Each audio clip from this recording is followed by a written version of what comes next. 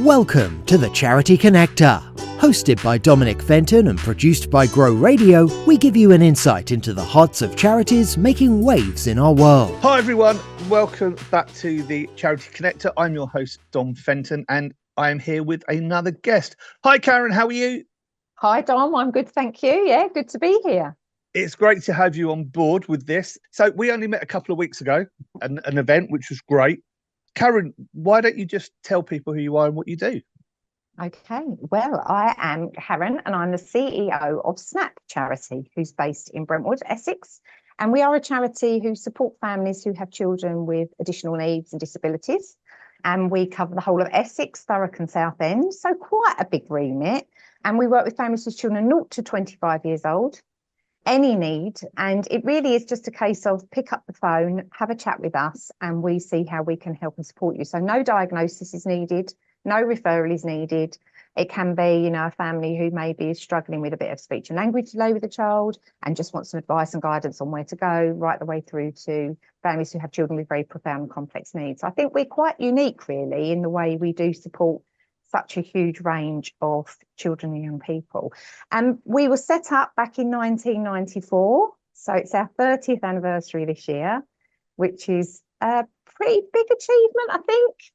For a small charity, and we were set up by literally a group of parents sitting around a kitchen table in Brentwood who said, there's nothing out there. They all had children with a range of needs. There's nothing out there for us. How can we support each other? What can we do? And they set up a little preschool group on a Monday, and that's how it all started. And we still run a preschool group on a Monday in the SNAP Centre in Worley, because we know how important those early years are for our children and young people. And we do it in a range of ways. So we do preschool sessions, we do after school clubs, obviously we've got our helpline, and we've got all sorts going on through the holidays. So yeah, it's quite unique really in the way we do it. Sometimes I look at the calendar and I look at the list of everything we do and I'm like, oh my God, what are we doing? And we're currently supporting about 4,400 families. And I would say over the course of 30 years, we're probably not far off the 7,500, 8,000 mark of those families that we've helped support since we've been going. So it's quite a big thing. Yeah. There's so much this to break down in terms of just that bit. 30 years. And to be fair, this is a really good time to do the podcast. Actually, yes. Then 30 years of this going on. Yeah. So let's start right at the beginning. So 8 parents around a table. Yes. And the sad bit, it's great that we've now got to this point, but I can imagine in other areas there's still another need for other 8 parents to sit around a table in other areas of the country. Oh gosh, definitely. Obviously, and I think this is some of the stuff we can get into. So 30 years ago, do you think they ever saw this? Do you think they ever saw where they're going to get to? Do you think this was a little project that they thought, actually, we'll do it just for our children, just to be involved in something? Talk to me about at the beginning. I think I obviously still have quite a lot of contact with some of them. So Hilary, whose kitchen table it was, Hilary Needham, she's our honorary life president. She sort of stepped down from charity a few years ago, but she still comes to events that we run. Paula Hills, who was also around the kitchen table, comes and volunteers here and is a trustee. So we do have these conversations, and there are some others that have been key people that are still very passionate about the charity, who we are and what we do. And I think that initially it was just, there is this need, what should we do? Let's set up this little preschool group so that we can meet those families on a regular basis and sort of talk to them and see if we can sort of guide them. And the whole reason why SNAP was created was about that parent support. It wasn't actually about what we did for children, and it still isn't really. We do lovely things for children, but it's all about getting the parents together and making sure they connect with other people that are going through similar things, and that they're talking to people that can help guide them and navigate the system, whether it be around education or health or social care or any area really, or understanding disability. And I think we had a big 30th anniversary ball at Stockbrook, and Paula and Hilary and I obviously were there for that. And I think they're blown away by the fact that it's here doing what it's doing 30 years on. And I think what we all find quite hard is that actually, in some ways, things are better. So there is more understanding a lot of the time around children and disabilities and diagnosis. I feel still we've got a long way to go, but I think we're needed more than ever. Yeah. And I think they find that quite sad, that, you know, they hoped, I think, that by now things would be so good out there around support and guidance and whatever for families that probably maybe we wouldn't be needed. And actually we're needed more than we've ever been needed. Yeah, I was going to say, how have you noticed a big increase over the last, obviously since lockdown? Yeah. And I sort of look at two areas really. The fact that actually working with schools as I do, there are so many more children that are going into school on the SEN register. Yeah. On the register in school. And actually the needs of these children is just widening and widening in terms of support they need. So yeah, what do you put that down to? More children being diagnosed? Do you think what sort of things do you put that down to? Yeah, I think that the need is huge, and definitely COVID has had an impact on children. We all know that. I mean, there's all that evidence out there. You know, we've got a lot of little ones coming through, and it's like unpicking, well, would there be a need there if they hadn't gone through COVID when they were locked down at home? You know, especially there was a lot of research, I know, around 6-month-olds being particularly hard hit around different bits and pieces, and obviously the huge mental health stuff around a lot of the kids and people. And a lot of our youngsters actually liked lockdown. They liked being at home. They didn't want to be, and the biggest problem has been getting them back out and back into school, because actually they loved being in the safe light environment of their home. And so I think there have been lots of different things that have impacted on it. There's lots more understanding around diagnosis. You know, I had a conversation with someone the other day who is a grandparent and is now seeing their grandchild being diagnosed with autism, and actually having that realization themselves that actually that's me. I just struggled all my life. I didn't understand it. Nobody really knew. I was just a bit socially awkward, you know, very focused in my career. I stayed in my career for like 40 years because that was my thing. I knew I could do, and it's very safe. So I think there's been loads of different things really that have sort of added to that. I mean, we initially at the beginning of this year, we'd seen in the first 3 months of the year, we saw a 22% increase in new families turning to SNAP. And to be honest, I was getting a bit worried because I was like, how can we manage this need? As a charity, how can we manage this need? And I think because there are so many things affecting other factors around us in education, health and social care that I've already mentioned, that there are lots of people are turning to voluntary sector because they're not getting what they need in other areas. So they're coming to us to say, well, actually, we can't get what we want here. Where do we go? What do we do? Can you help us? Yeah, there's a lot. And I think I've been working with children with SEN for probably about 24, 25 years now, and I've been at SNAP for 18 years. And it is, it's a mess at the moment. It's quite scary. It is quite scary. And a lot of the time, things have to get worse before they get better. Yes. And I think because of the numbers of the children that are struggling, I definitely think it's going to get a lot harder before it starts to improve. And I think that's a really hard thing when you've got parents coming to you, especially when they've got little ones, is that actually one of the words we use a lot now with our families is that compassion, guidance and hope. Because I don't actually want them coming here and being told that it's horrendous and it's going to be awful all the time. Because there are lots of real positive things that we can talk about that will help you get better outcomes for your child or young person. And I think that's always giving people that hope. Because it's tough. And yes, it has been better at times. We're going through a tough time, but actually there are still some things we can do and look at and work with. And there are still some fantastic people out there doing some great stuff. Because if not, that's tough. Yeah, and I think you've hit the nail on the head with that word, the hope. Because actually, I don't think no matter what we do, we all need hope. We all need hope that things are going to improve. We all need hope that we can get through to that next stage. We all need hope. I think that's just as humans, that's what drives us. Definitely. You know, and if you take away that, I think we're going to be in a much worse place. If people don't have that hope. And you know, something we've always said at SNAP is, you know, our club isn't the club anybody really wants to join. So when you have your child or your little, or this realization as they grow up that there is something going on there where you need some extra support, you don't really want to be joining our group. Yeah. So it's really hard to pick up that phone or walk through that door and say that actually we need you. And I think that's something we try to work really hard at, to break down those barriers and say, do you know, it's okay to come here. Our centre is really lovely. And everyone that walks through the door goes, oh, it's so warm and welcoming. It's got such a lovely feel about it. And it's so positive. And I think people think, oh God, am I going to come to this group and it's going to be all like doom and gloom and not very nice. And that's something we work really hard at, because we think that's really important. And I think also that understanding that it doesn't matter what your child's needs are. People quite often will say to me, oh, I don't think I should come to you because my child's not that bad. And we always say, no, it's not about that. It's about what are you dealing with and how tough is that right now? And do you need some help?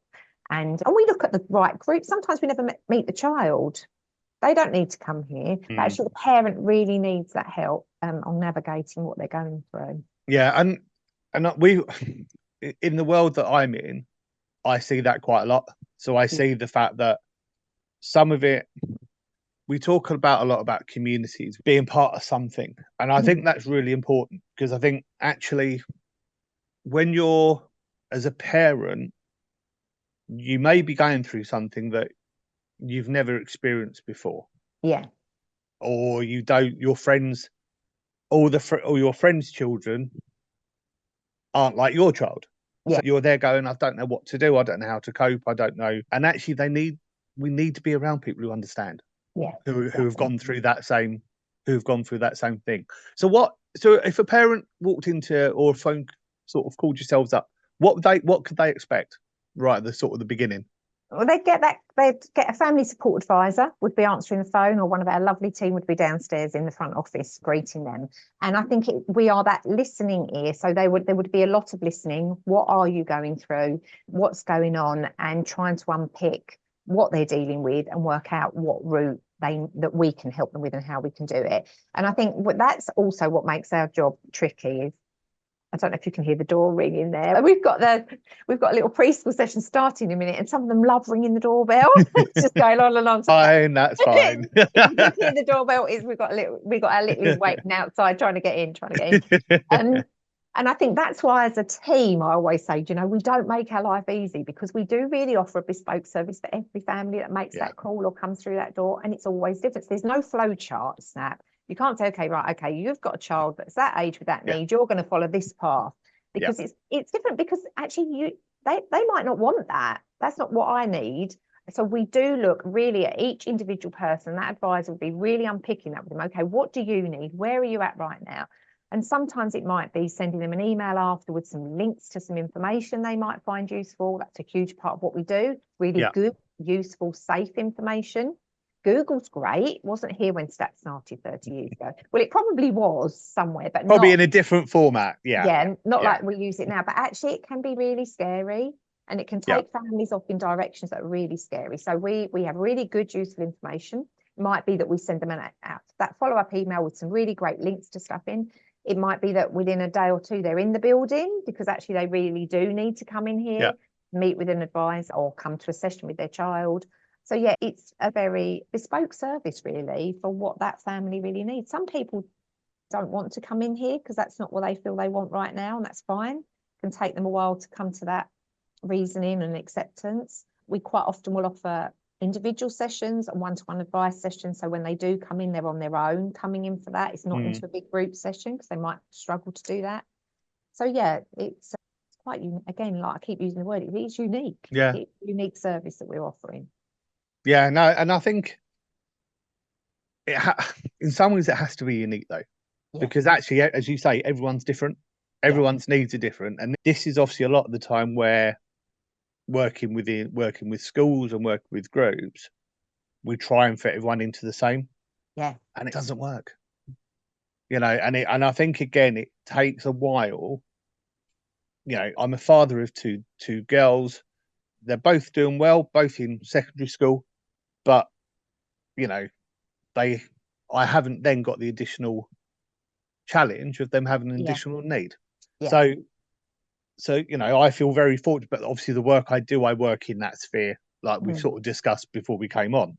But actually, it takes a while, I think, as well, for sometimes parents to admit it. Yeah, And I think definitely. actually, once they admit it's all, and this, I don't want this taken the wrong way, but it's almost like when you admit you need help, that's the first stage to moving forward, because Yeah. you can always try and battle on your own and Mm, think, I've got this, and I've had my own mental health needs. I've mm, had my own mental health challenges. But the biggest thing for me was admitting that I needed help. yeah. And I Yeah. think they're not, I'm not relating this to a mental health need, but actually, when people admit they need help, Mm, they're more likely to reach out. yeah. Yeah, definitely. And we have people that say to us, "Oh, I've had your number for years, and I wish I'd Mm. phoned you years ago. I just didn't feel ready. I couldn't do it." And we completely get that. We understand it. It's really hard making that call. And like I say, that's why like the team laugh at me here, because I'm really like on it about what the building looks like, whether we've got Yeah. whether we've got nice biscuits, Yeah. making them a nice drink when they walk through the door, that everything is clean and well looked after, and it looks really lovely and the kids love it. The kids come in here. The bigger problem we've got is getting them out. They don't like Yeah. to leave, Yeah. but they just love it. And I think they realise, kids just know. They know there's somewhere Yeah. that understands them. It doesn't matter if I have a meltdown. It doesn't matter what I do or how I behave here. No one's going to judge me. It's going to be okay. Yeah. And I think then parents relax because Yeah. they go, "Oh, do you know what? Actually, it's all right here." And again, if my child has a meltdown, it doesn't matter. Yeah. And it's that knock-on effect, and you see lovely things. Like I think my big thing when I walk through that centre, I don't always get to go in services as much as I'd like to now. I love it when it's really messy, when the kids are all in here and there's toys Yeah. everywhere. Parents go, "Oh, it's really," I say, "I don't care. That's a sign of Yeah. good session." Messy Yeah. play, it's all going on. Yeah. And I love it when I see parents swapping numbers and saying, Yeah. "Can we meet up out of here? Should we do that? Should we do that?" Or I hear they've set up a little, I don't know, they're going to the park or they're Yeah. doing a day out or something like that. Is, to me, that's like job done. We've introduced you to other people. You've got find your tribe, which you've Yeah. and Yeah. And you're not I alone think in that's so that place. important. I do think that's really important, because actually you don't, when people get you and people are you're part of your tribe, they don't mind that message out. They don't, Yeah, because they know what you've gone through, or they know what you're going through, yeah, and they're more willing to go, yeah, okay, that's fine. Just talk to yeah, me. Just if you're having a bad day and you want to vent to someone, vent yeah, to me. It's fine. yeah. I I won't get it. take it personally. Yeah, But if you need to report, like type something really quickly just to get out your system, yeah, do that, because that's what works. yeah, yeah, So important. 30 years, yeah. amazing step to be at. Plans. Let's look at the next 2-3 years. Where are you looking for Snap to go? Any new things you're bringing in? Any new directions you're looking at? Well, we're always analysing what we're doing and looking at it. So is it working? Is it what the families need? So, the Yeah. team often come to me and they say, "Oh, we need to do a talk around that, because actually we're hearing on the helpline all the time, people are really, really struggling in this area. Let's get a speaker in, let's do things like that." I think where do we go? Well, exciting news is that Brentwood Council we've negotiated a new 30-year lease with Brentwood Amazing. Council. So we've just signed off on that literally last week. So that is brilliant for us. So we are here in this building and we are Yeah. okay. I Amazing. suppose, the dream, if I had a magic wand, if I had limitless funds, it would love to be doing more work across the borough and the county. So, making sure that the team are out and about, doing different events in different parts of the county, maybe being in, I don't know, in an office of someone else somewhere. We've done a little bit of that with a fantastic organisation called BOSS. Yeah. I'm sure you've probably heard of them, that offers Yeah. some fantastic respite and stuff for children and young people. We work closely with BOSS. We've done some stuff where we've gone over to Wat Tyler Country Park. So our advisors are there. So if a family can't travel from Basildon to get into Brentwood, we can meet them in another area. So I'd like to be doing a bit more of that. Okay. Yeah. If we could expand our centre and take on a bit more space, obviously it would be wonderful. And Yeah. we are looking at options around stuff like that, but that is tricky because that takes more money is needed Yeah. to do what you're doing. So there's lots of work. We talked a lot, Dom, didn't we, just now about collaboration? Yeah. So we've having some interesting discussions with some other charities across the county to say, actually, could we do some more work with you? Because actually you've got some knowledge and expertise that we could do with, and we've got some knowledge and expertise you could Yeah. do with. So there's been some exciting talks literally last week with two completely separate charities. So I'm really hoping we can grow and develop those, because I think that could really help. Because at the end of the day, in both those big meetings, we've said we just want to make sure that our families are getting the support they need and Yeah. are really help. I think one thing that worries me is we work 0 to 25, and what our big concern for many years has been that transition. Next steps, where do we go from here? And that say to us all the time, feel like I'm falling off a cliff edge. If I've been with Snap for many years, where do I go? And we can give them that knowledge and information and guide them, but actually I want to work more closely with organisations where they're not just given a name or a piece of paper. They really trust that we're handing them over to someone else that can help with those next steps. So yeah, there's some really exciting things going on, keeps us on our toes and keeps us busy. But I think that for me, and just making sure we're here doing what we're doing. Yeah, and I think that's really important. And I think, yeah, as you say, we were chatting beforehand. How important is collaboration to you? Because we were getting into this quite deep before we actually started this podcast around actually being able to open up to work with other people and having the right mindset to what that could potentially look like. Because what we do know is that there are, and it's not just in the voluntary sector, but it's in other sectors where people just don't want to collaborate. And I don't get that, because I think the more you do together, the stronger you're going to be and the better. And sometimes you can provide things that you never thought you'd be able to provide. Yeah, exactly. Yeah.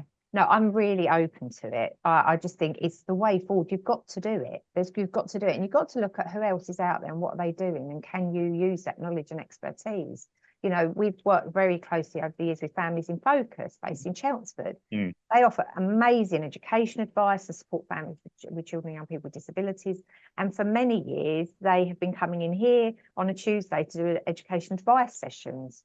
So, you know, our team are really good at it and know to a certain level. But when if you were talking about maybe going to tribunal to get some support for your child or young person in school around education healthcare plans, really, we don't have the capacity to be going to tribunals with families, and that's something Families in Focus are offering and have offered. So, you know, we'll get them in here on a Tuesday and they can do the education advice sessions for our families, and they can give that knowledge and advice and take them further if they need it. So we've already done quite a bit of it, but there's more opportunities out there, and I think it's really important. Yeah, good, because as I say, we hear a lot about charity, and a lot of new organisations to set up, and I understand why. I do understand why. However, everyone ends up going for the same money. Yeah, exactly. And you're there going, and you're wondering why they're not working or it's not getting where they need to. Yeah. Well, that's because actually funding pots are out there, but everyone's going for the same month. Yeah. And actually, lots of funders now are asking, well, what do you do around collaboration? What are you going to do? And I think we're seeing lots of opportunities come up where they're saying, well, okay, if you're working with someone else to do it, then you can apply for this pot of money, but we don't want you applying for it if you're just doing it on your own. Yeah. So I think it's really important to be doing it, and it's something we've already doing, and we've got lots of exciting ideas to do more on it. Excellent. No, that's why that's the bit excites me. Going, yes, there's going to be more and more people doing stuff together, because I think that's just the way the world should be working.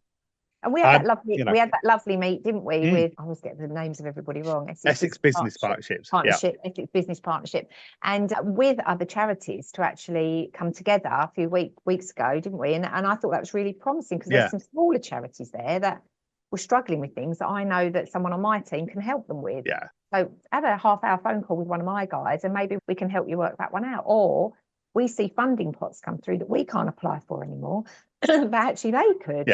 Yeah. And I think the more we work together, I think the better it will be. Yeah, definitely. And then because I also then think we're not gonna, if we're talking about children, we're not gonna have a child fall through a net. Yes. Where actually they're in that middle bit. Well, actually, if we're coming together to work together, then actually we can support the child all the way through. Yeah.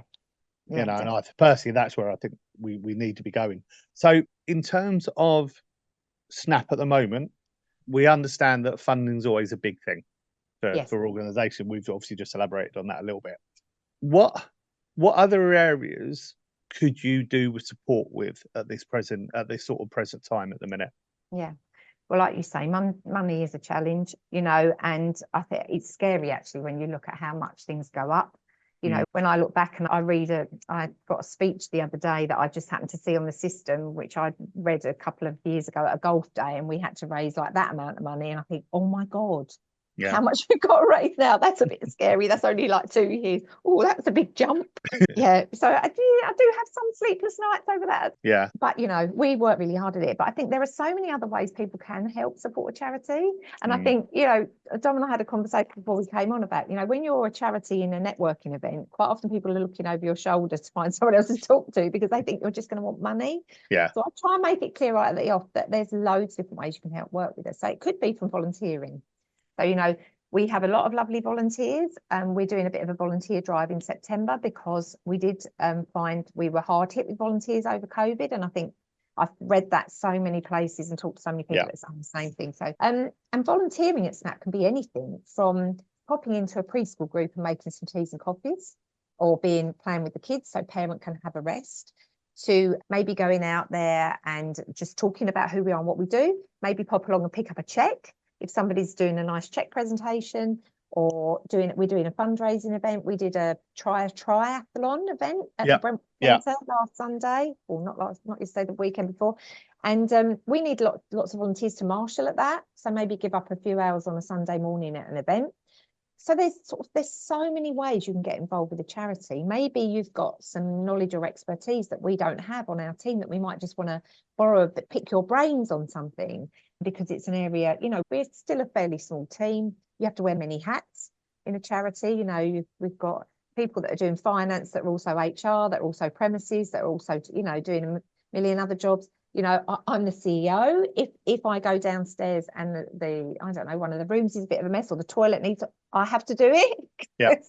I don't have a load of cleaners that are just here on hand to do it. So, you know, we have to do many things together. And I think we're doing a lot of work around working with businesses more. And again, it's not just about money. It's about things like Baker Labels are a fantastic Snap supporters. They're a brilliant organisation in Brentwood, have been here many years. And they do things like they print stickers for us for our big event that we've got coming up in the summer for our siblings.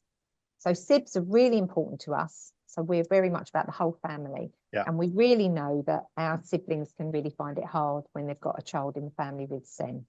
So we do a fantastic event here for 4 days in summer where we bring them all together. It's like carnage at times, because there's a lot of them in the building all day, 10 till 4 for 4 days. We completely spoil them. We just have an absolute ball, loads of fun going on, all sorts of funny things, from like slip and slide, water fights, to, you know, all sorts. We do all their food and everything. So Baker Labels, every year, whatever theme we go on, they do some lovely tattoo sheets and print sheets for the kids, and have supported us with our mocktail tent and inflatables for the event. So yeah, it can be loads of different ways, really. Trustees, another area, you know, where you could be helping a charity. But it's definitely not all about the money. So I love having conversations with people. As you can tell, I like to talk. I think we both do. It's fine. This is why I set the podcast up. I just get to chat to people. Yeah, I love it. So I'm always like, well, there must be something. Is there something we can do? How can we work together? What can we do? Yeah. So I love having those conversations to see where it can lead. Yeah, and I think, you know, as you said, we said off air, you never know where a conversation will take you. You don't know, and it's well thought that obviously you don't know who other people know as well. So actually, you might be meeting someone and you just think it's a conversation, but actually someone they know could be really helpful to your organisation, to a family, whoever that may be. Yeah. But you just need to have these conversations. Yeah, I think I don't ever switch off my Snap button. My husband says to me sometimes, "Oh God, here we go, she's off." But because you do never know. And I think it's, you know, you can stand up, someone will say to me, "Oh, you did that event, you didn't really raise much money." I say, "I don't care." There were 50 people in that room and they listened to me talk about Snap. And I showed a video about families at Snap, whatever. I said, one of them might go away. Well, it's several reasons. They touch on families. One of them might have someone in their family that needs us. Yeah. So somebody might benefit, or a work colleague or whatever. Or they might go away and in 6 months' time, they might be somewhere and someone says to me, "Oh, actually, do you know, there's a really good charity in Brentwood. They're doing some great work. I reckon you could help them." You just, can't ever sort of miss those opportunities, really. No, completely agree on that. This is why I love just getting people on to come and talk, because actually we're giving people an opportunity to talk again about what they do and what their passion is and where the passion, because you look at the large percent of charities and it's all passion. Yeah, it is. And it is about passion. It does take over. Yeah. But actually, I think that's the sector. Yeah.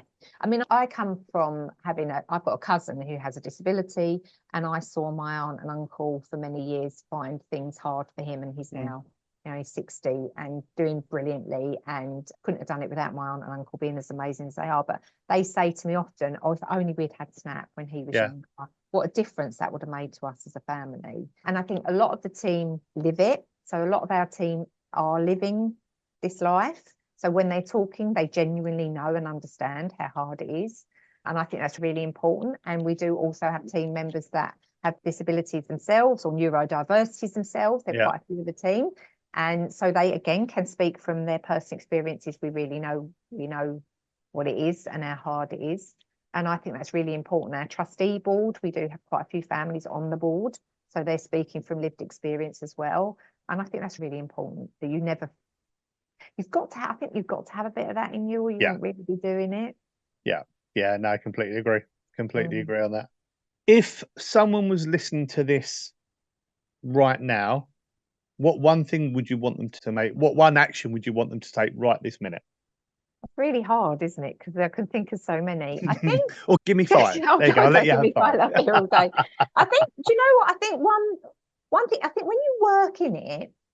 So to me, all the children and young people I work with, I don't see disability or need. Yeah. I never do. I just don't.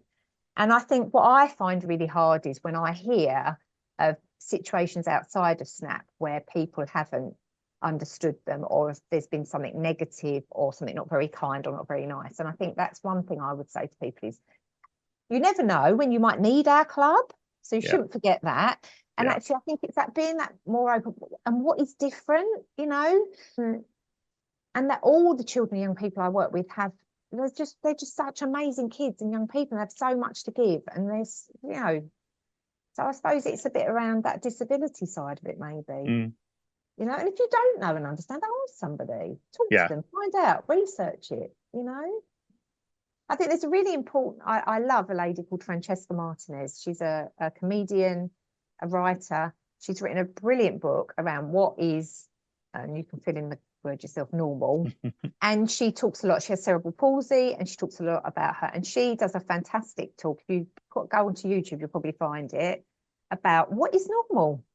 We all have things we're good at, and we all have things we're not so good at, and we all have strengths, we all have weaknesses, and all of that. So what is normal? So probably that might be my no, I love that thing. No, I love that.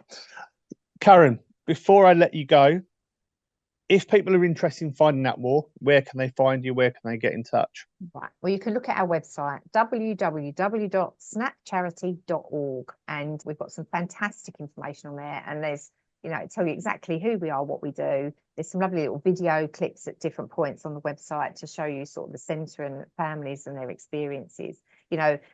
There's the whole other side around our informing and guiding parents, our directory, which is on there, which is phenomenal, broken down into categories. So if you're struggling with something, you can put in the area you live in. It will tell you all the information on different organisations that can help you, or if there's a disability, you can type in a disability. So there's loads of information on there. You can pick up the phone, call our helpline on 01277 211 300.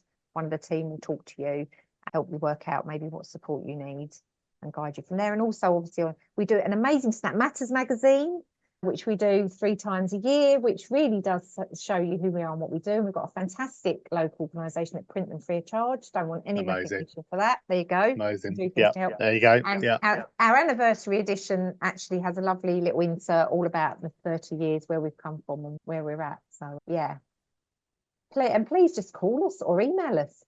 And we'd love to talk to you in any aspect, whether it's a family or whether it's a supporter or whether it's someone just wants to know a bit more about who we are and what we do.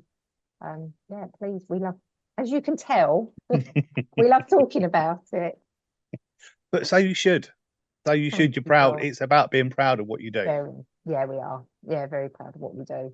Yeah. And Dom Well, said he was going to set a timer on us because we could probably talk about it. Yeah, we could.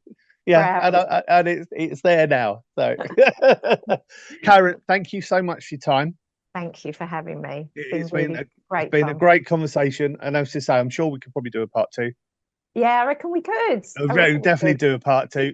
Definitely going to come down and visit as well. Please I want do. to come over I and love just see what showing you're people doing. around the centre. Yeah. So yeah, thank you Dom. very much for your time. Thank you everyone you. for tuning in. I'm your host, Dom Fenton. This is the Charity Connector, and I'll see you again soon. Take care now.